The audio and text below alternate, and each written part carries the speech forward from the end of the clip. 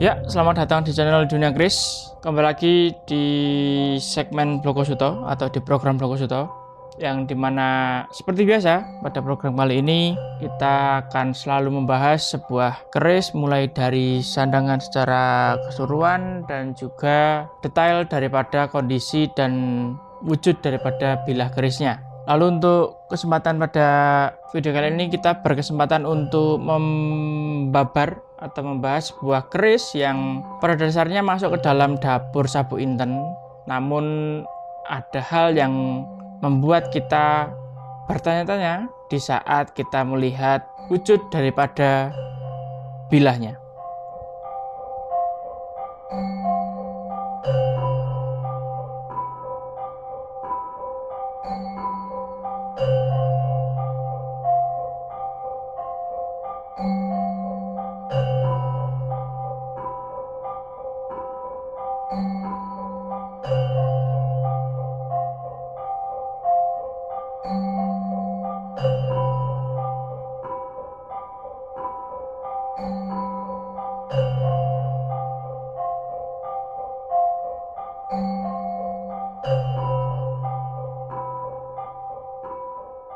Oke, seperti ini untuk sandangannya.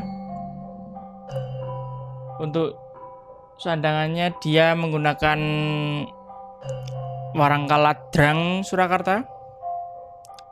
Warangka ladrang Surakarta yang bisa dilihat secara garap sudah cukup miayeni ya, dimana ketegasan daripada keruingan yang ada pada warangka, lalu godongannya. Jadi secara garap finishing tergolong ke dalam kualitas warangka yang bisa dibilang menengah ke atas, karena cukup jarang jika keris ladrang dengan sandangan fulamen dan finishing garap seperti ini itu cukup jarang digunakan pada keris-keris yang memang dia kelasnya menengah ke bawah. Rata-rata garapan seperti ini dijumpai itu pada keris yang memang memiliki kualitas menengah ke atas. Kita tidak bicara harga, tetapi kita memang bicara tentang grade dan juga kualitas. Jadi kalau kita bicara harga, wah harga mahal pasti keris bagus, tidak tentu. Dan tidak menutup kemungkinan juga bahwa keris yang murah atau bisa dibilang low price, harganya cukup terjangkau, itu keris yang jelek. Tidak seperti itu, karena ada juga keris yang memang harganya dia terjangkau tapi memang kerisnya bagus sungguh. Tetapi kenapa kok kerisnya bagus tetapi harganya tidak bisa tinggi? Ya karena memang masuk ke dalam keris yang memang pasaran, populasinya banyak. Lalu secara keistimewaan tidak ada keistimewaan lain selain daripada kerisnya itu memang bagus. Karena kalau kita bicara tentang barang koleksi, barang hobi, pembeda harga bukan hanya di bagus atau tidaknya saja, tetapi di keistimewaan atau ciri khasnya. Nah, hal-hal tersebut juga bisa mendongkrak harga yang dimiliki oleh barang tersebut. Begitu. Nah, jika demikian maka bisa disaksikan dengan sandangan seperti ini. Ini untuk dedernya sendiri, dia menggunakan deder Yudowinatan kayu eben, lalu mendaknya juga mendak kendit. Mendak kendit dia bahannya tembaga yang disepuh perak. Ini lawasan, dedernya juga dedernya lawasan, mendaknya lawasan, warangkanya tentu lawasan, dan dia masuk ke dalam warangka ladrang iras ya. Dia tidak terdapat sambungan pada bagian gandar, bagian antup yang terlihat di sini. Jika belewah seperti ini, kayunya ini dinamakan antup. Lalu tidak kalah juga untuk pendoknya, karena bisa dilihat pendoknya ini walaupun kuningan namun memiliki motif yang cukup detail dan tentunya pendoknya juga lamen atau lawasan. Jadi full set untuk sandangan pada keris Sabu Inten ini itu lawasan semua. Nah, apakah dengan sandangan seperti ini lalu wah mas kerisnya itu masuk ke grade apa? Grade bawah atau grade tengah atau malah grade atas? Nah, bisa kita sinkronkan hanya dari kita melihat warangkanya saja. Seperti yang saya sampaikan tadi bahwa warangka seperti ini pasti minimalnya kerisnya itu grade menengah dan tidak menutup kemungkinan akan masuk ke dalam grade yang memang bisa dibilang grade atas. Seperti itu. Dia garapan tadi tegas, lalu rapi, secara kerapian, presisinya juga masuk, kerapian juga masuk. Sudah ini sudah tinggal simpan, sudah ganteng tinggal simpan. Kayunya juga menarik, ini kayunya bisa dilihat kan, kayu warangkanya. Dengan muncul nginden seperti ini, lalu ada corak yang memang dia lebih terang, lalu ada corak lagi yang dia lebih gelap, serta jika kita lihat lebih detail lagi pori yang dimiliki oleh warangka ini, pori serat kayu, pori-porinya ini menandakan bahwa warangka ini terbuat dari bahan kayu trembalo. Dan pada dunia perkerisan seperti ini dimasukkan ke dalam kayu trembalo Aceh, berbeda dengan kayu trembalo pisang. Begitu. Secara sandangan sudah kita bahas tuntas dan sudah kita bisa sama-sama berspekulasi untuk kita mencoba menjadi cenayang. Wah mas, kerisnya apik ya mas. Nah, dari lihat sandangannya saja sudah bisa ditakar seharusnya. Kita bandingkan dengan keris-keris lain yang memang dia masuk ke dalam grade-grade bawah, grade-grade untuk pemula, atau grade-grade yang memang harganya masih bersaing untuk para kalangan awam. Karena memang biasanya orang yang baru gemar atau baru saja masuk ke dalam dunia pertosanajian cukup eman di saat kita spending uang atau kita mengeluarkan uang cukup tinggi.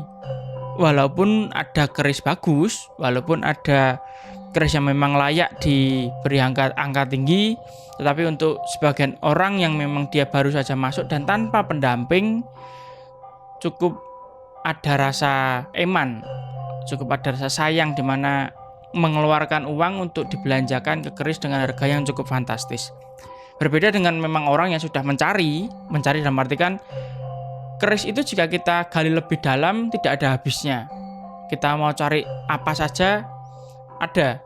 Mungkin di tahap awal kita bisa menikmati pamor. Kita akan cari keris yang memang pamornya bior semua. Kita akan cari keris yang memang memiliki pamor semenarik mungkin, stand out mungkin. Jadi pamornya bior, dia nyelemok banyak gitu.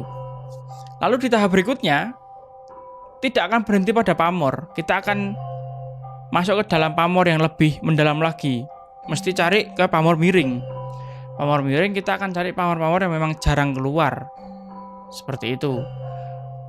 Ada banyak sekali permintaan yang saya temui bahwa pamor miring yang menjadi buruan atau yang sangat banyak dicari itu pamor miring Kelabang Sayuto. Itu untuk kalangan yang memang baru saja masuk ke Tosanaji. Jika sudah mendengar pamor miring Kelabang Sayuto pasti berapi-api, menggebu-gebu. Karena memang barangnya bisa dibilang sangat susah untuk dicari. Yang ori. Lalu tahap selanjutnya setelah masuk ke dalam pamor bior tadi, lalu pamor miring, lanjut kita akan bicara tentang rician dari dapur. Teman-teman pasti akan lanjut ke jenjang berikutnya itu mengoleksi dapur. Mas aku belum punya dapur itu, mas aku belum punya dapur A, mas aku dapur aku udah punya semua tapi aku masih belum ada keris yang looknya lebih dari look 13. Nah, ketemu look 15. Mas, aku mau cari keris yang looknya 19, 21 dan seterusnya. Itu maniak-maniaknya tuh. Jadi tidak hanya menikmati pamornya, tapi juga sudah mulai menimbang bentuk daripada kerisnya, ricikan dasar tentunya. Nah, itu sudah ke sana menyelami keris lurus, keris look segala macam dengan berbagai macam bentuknya. Jenjang yang berikutnya yang jauh lebih dalam lagi adalah tentang materialnya, di mana orang melihat keris sudah besinya sudah tidak hanya ricikan tetapi besinya. Pamornya bagus, terus ricikannya ya oke lah, dia masuk ke dalam dapur-dapur yang familiar. Lalu terakhir ke materialnya. Wah, materialnya kurang, aku dudusin tak goleki material iki. Aku carinya Mataram Senopati, Mas, tapi aku carinya Mataram Senopati yang memang dia pulen. Wah, itu sudah ada requestan tambahan, tidak hanya mencari keris lurus dan look, dan tidak hanya mencari pamor A, B, C, D, F, G, entah mencari pamor daringan kebak, wengkon, segala macam. Nah, ini carinya sudah spesifik nih. Aku cari tangguh Mataram Senopati. Look berapa bebas, pamor apa aja bebas, yang penting materialnya pulen ya Mas. Nah, sudah seperti itu permintaannya. Kalau sudah masuk ke situ, itu sudah wah, itu ngobrol perihal keris nggak ada habisnya. Nah, kembali lagi ke sandangan tadi, grid-grid tadi. Orang yang sudah sampai ke dalam tahap menikmati material, pasti di pertengahan, entah itu dia masih di dalam jenjang pemilihan keris berdasarkan ricikan dan dapur, lalu masuk ke dalam material, sudah rata-rata memperhatikan tentang sandangan. Kalau yang awal tadi masih kerisnya nih yang kita perhatikan. Kerisnya kita perhatikan, kita mencari pamor A, pamor B, pamor C, sampai kita punya segala macam, kita bisa membandingkan. Lalu kita masuk ke dalam ricikan. Nah, sudah semakin dalam, kita akan semakin perhatian dengan sandangannya. Wah, iki kerisnya apik ya, eman-eman ya nek sandangannya biasa. Wah, iki kerisnya apik ya. Piye nek warangkanya tak sesuaikan dengan kerisnya. Nah, mulailah beranjak mencari sandangan yang bagus, entah itu ganti handle saja, mendak, atau ganti pendok saja, atau malah ganti keseluruhan, mulai dari deder, mendak, warangka, dan juga pendoknya. Nah, itu hal-hal tersebut yang biasa disebut dengan memuliakan. Tidak harus dengan material yang bagus, tidak harus dengan material bagus dalam artikan bagus secara value. Tidak harus dengan material emas, perak, atau bahkan suwoso. Nah, itu nggak perlu. Kita cukup nyandangi wangune. Jadi supaya di saat kita melihat kerisnya, belum kita melihat kerisnya, kita sudah jatuh cinta dengan sandangannya. Kita sudah rasanya ayem di saat kita melihat sandangannya. Wah, apik ya. Wah, menawan niki sandangannya. Nah, itu baru di saat kita melihat kerisnya menjadi lebih dalam lagi rasa getaran hati di saat kita melihat keris. Itu sudah mulai masuk ke dalam tahap-tahap selanjutnya. Sudah mulai memperhatikan garap dari sandangan, sudah mulai memperhatikan wangune. Iki iya bener podo-podo Widowinatane, tapi yang satu kurus, yang satu gemuk, sedangkan warangkanya ladrang. Nah, menurut pakemnya gimana toh? Kalau ladrang Solo itu diberinya deder yang memang deder Solo, tapi dia lebih ke ukuran yang ramping atau yang gendut ya, atau yang besar ya. Nah, itu sudah mulai mengarah ke sana tuh. Lalu bicara tentang mendak, wah mendaknya kebesaran, wah mendaknya kekecilan. Itu sudah main rasanya di sana, sudah main logikanya di sana. Nah, maka di saat kita melihat keris seperti ini, sudah bisa kita takar. Itulah alasan kita bisa melihat paling tidak 40% kemungkinan kita bisa menebak keris bagus atau tidaknya dari sandangan. Jika kita lihat sandangan seperti ini akan saya buka. Apakah sama dengan asumsi dan spekulasi panjenengan di saat panjenengan melihat warangkanya? Tadi saya sudah memberi bumbu-bumbu pemanis bahwa sandangannya bagus, segala macam, garapnya tegas, segala macam, lamen. Nah, sudahkah tergambar di panjenengan minimalnya keris Sabu Inten yang akan kita bahas seperti ini? Oh, gambarannya seperti itu. Nah, itu pembuktiannya akan saya buka kerisnya.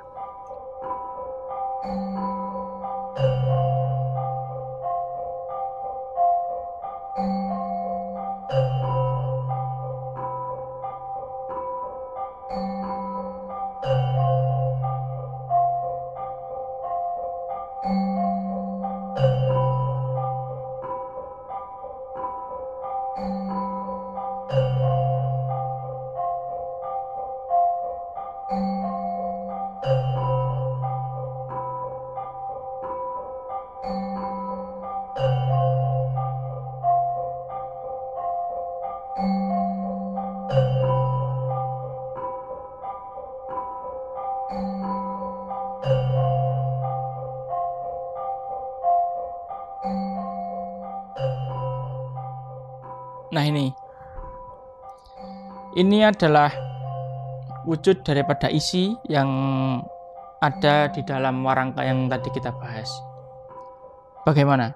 Dari sini saja, apakah sesuai dengan ekspektasi panjenengan, asumsi dan juga spekulasi panjenengan bahwa warangka bagus, kerisnya juga bagus, atau malah kerisnya biasa wae no Mas, kerisnya ternyata biasa saja. Nah, itu ini untuk keris yang akan kita bahas pada video kali ini. Dia masuk ke dalam jenis keris Sabu Inten, yang berarti dia masuk ke dalam dapur luk berjumlah 11 dengan ricikan dasar. Biasanya Sabu Inten itu lambe gajah, jalen, sekar kacang, pejetan, sogokan di depan belakang, ranggep, lalu tikel alis, serawean pada bagian belakang, lalu greneng, dan luk berjumlah 11. Itu ricikan dasar pada keris Sabu Inten. Ricikan dasar pada keris yang memiliki dapur Sabu Inten. Begitu. Nah, di awal video, jika panjenengan masih ingat, di awal video tadi saya mengatakan bahwa kita akan membahas keris Sabu Inten. Sudah saya sebutkan ya, kita akan membahas keris Sabu Inten. Namun, ada hal yang membuat kita bertanya-tanya di saat kita melihat kerisnya, melihat wujud dari kerisnya, yang dimana mungkin panjenengan sudah ada yang sadar apa yang membuat kita bertanya-tanya di saat saya menyebutkan bahwa keris ini masuk ke dalam dapur Sabu Inten. Loh, Mas, apa iya masuk ke dalam dapur Sabu Inten? Tapi itu kok ada keruwingannya, Mas? Ya kan? Nah, itu yang saya maksud. Kenapa di saat kita melihat bilah pada keris ini atau wujud daripada keris ini, pasti akan muncul pertanyaan. Pasti akan membuat kita bertanya-tanya. Ya kan, betul kan? Ada keruingannya sampai hampir setengah bilah sampai sini. Yang biasanya pada keris Sabu Inten itu diricikan di buku dapur tidak terdapat keruingan. Tetapi keris ini memiliki keruingan. Itu poin pertama yang membuat saya menyebutkan bahwa keris ini, di saat kita melihat keris ini pasti akan bertanya-tanya. Itu poin pertama. Poin kedua ada pada sekar kacangnya. Ya, itu dia.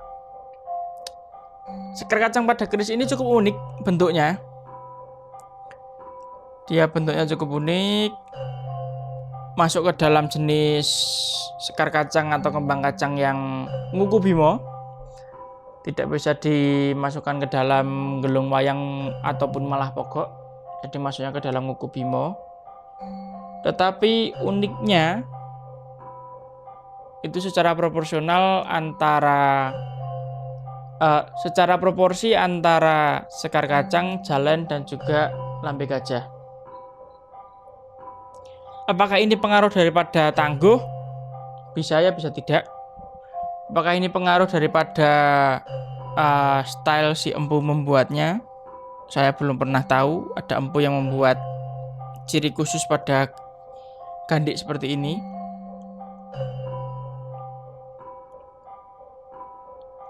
Tapi di luar daripada itu, walaupun terlihat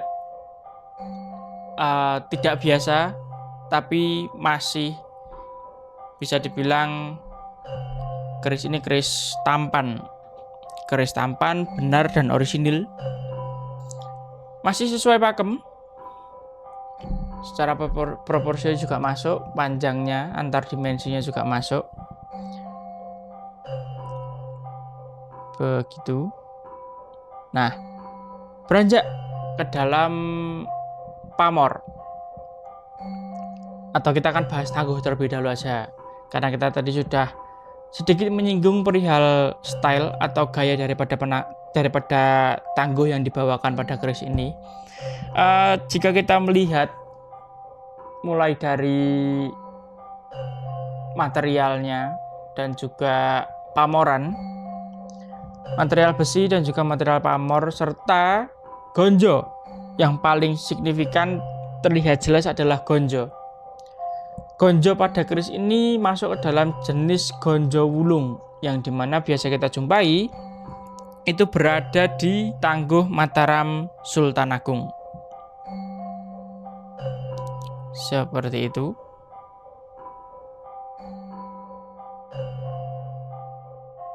Lalu ada tambahan lagi sebenarnya dari pesan yang saya maksudkan di awal tadi. Ada tambahan lagi di mana pada bagian wadidang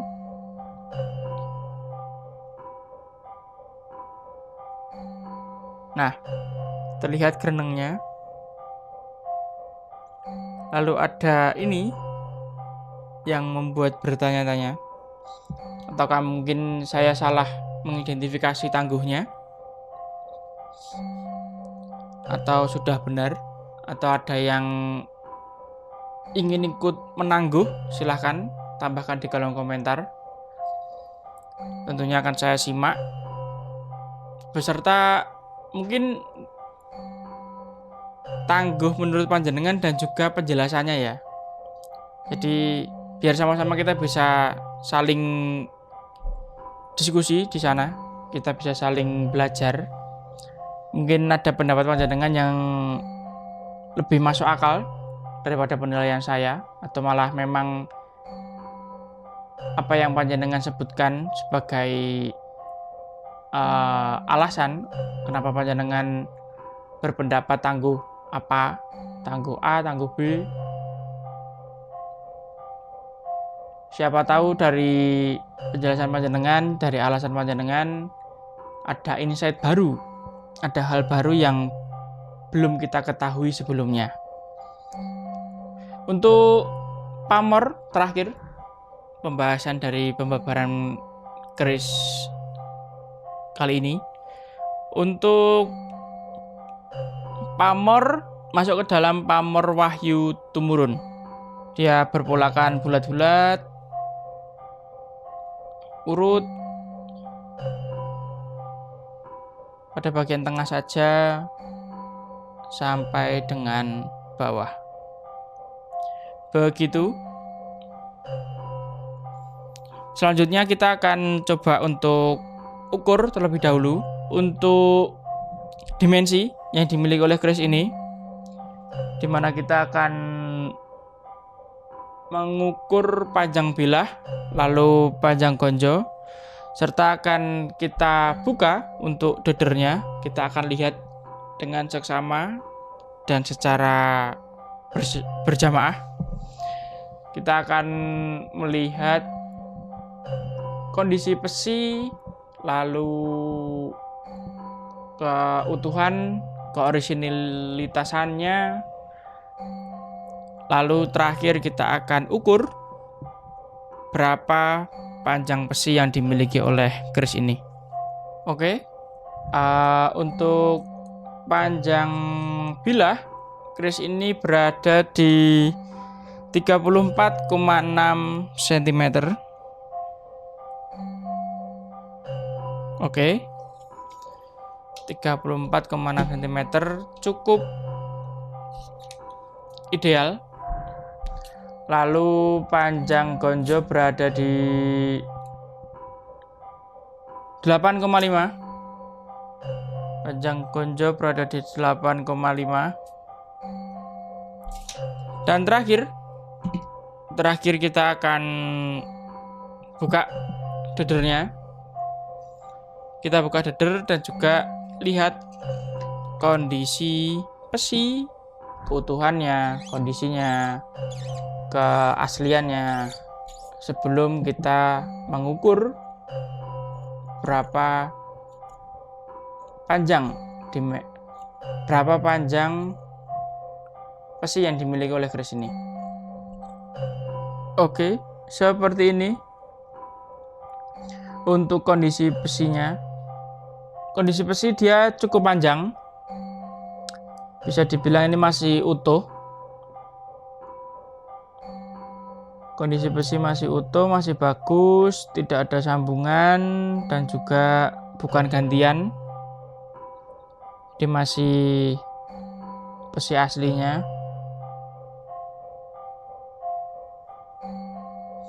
Oke. Keris ini memiliki panjang besi di 7,5 cm, pas di 7,5 cm. Seperti itu. Ini akan saya rapikan terlebih dahulu, lalu selanjutnya akan masuk ke dalam sesi pemberian minyak, di mana kita akan olesi keris ini dengan minyak, lalu kita akan melihat bersama-sama potensi daripada bilah yang dimiliki oleh keris ini. Potensi dalam artian kematangannya, lalu kematangan tempat lipatnya, lalu material besinya, material pamornya. Biasanya keris akan nampak potensi maksimal yang dimiliki oleh bilah ini itu di saat kondisi bilahnya basah. Oke, saya rapikan terlebih dahulu. Oke, sudah selesai saya rapikan. Lalu akan bersama kita lihat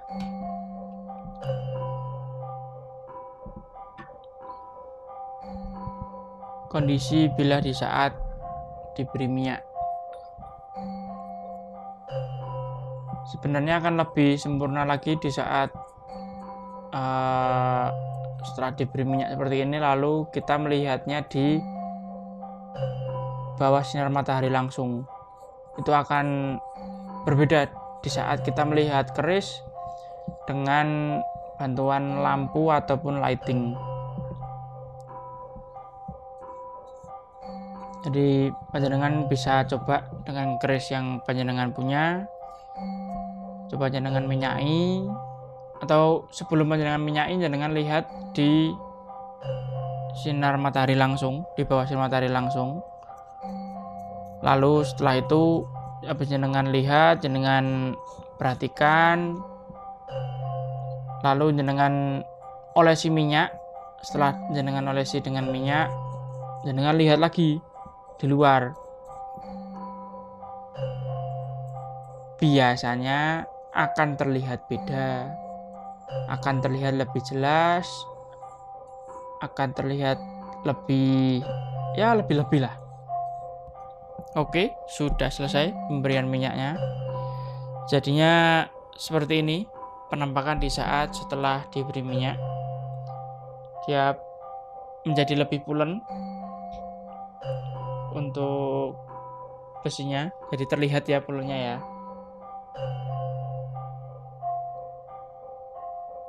Lalu pamornya juga cemerlang.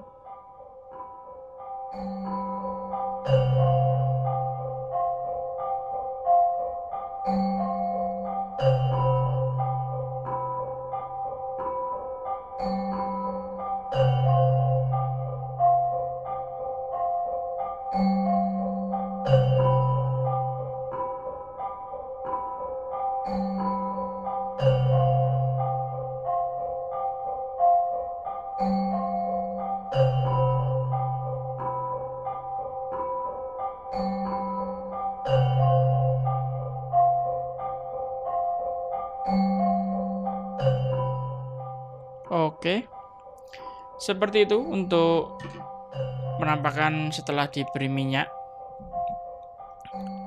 Dan seperti biasa, jika panjenengan berminat dengan kerisnya, bisa hubungi saya di nomor WhatsApp yang sudah tertera di kolom deskripsi di 0812 2969 9929 dengan nama WhatsApp Dunia Keris. Tentunya di sana juga panjenengan tidak hanya bisa menanyakan barang ini saja, namun jenengan juga bisa menanyakan barang yang lain atau bahkan hanya sekedar say hello, kita saling sapa di sana.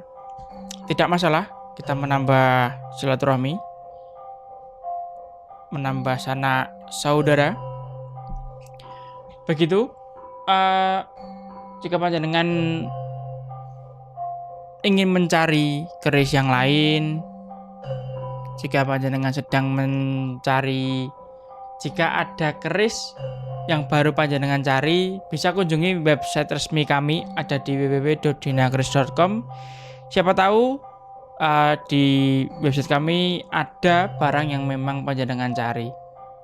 Siapa tahu berjodoh, baik berjodoh dengan harganya maupun dengan barangnya. Dan akhir kata, untuk video kali ini saya kira cukup. Semoga bisa bertemu di video selanjutnya. Semoga bisa terus saling bertukar wawasan tentang dunia pertusan ajian, dan kita sama-sama saling melestarikan benda budaya yang ada di negara kita ini.